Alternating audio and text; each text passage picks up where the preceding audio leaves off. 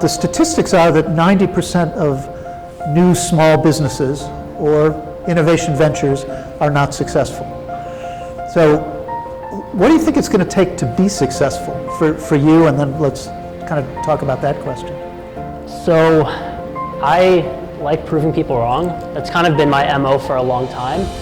And I was an average student, but like I was told like I'll never get into good college and I'll never be as good of an athlete as I wanted to be, or a lot of things. And one of the things that motivated me was trying to beat the odds.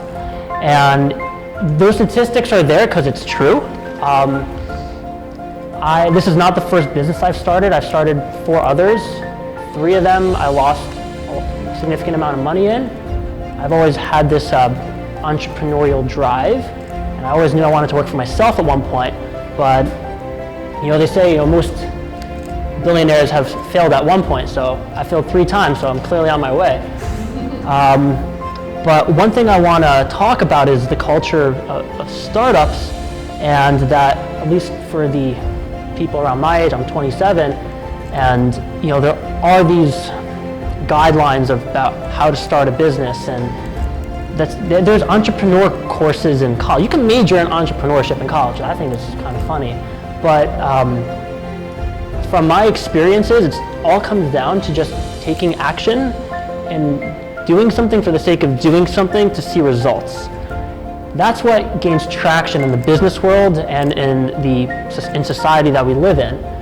A lot of people these days think that I have this idea, I have this piece of paper that I can waltz into some VC in Silicon Valley, I'm gonna get scooped up and have $4 million in my lap, and then I'm gonna start building a business.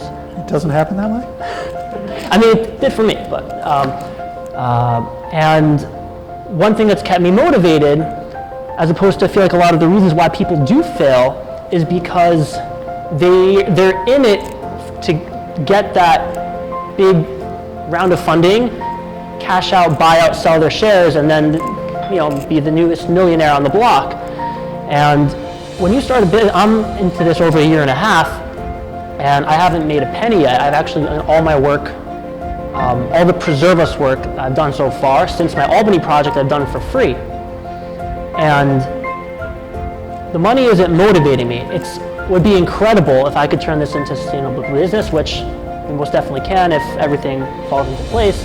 But when I live in my parents' attic in Elizabeth, New Jersey, not where the average 27-year-old wants to be. I haven't earned a paycheck since August 2017 when I left my digital marketing job.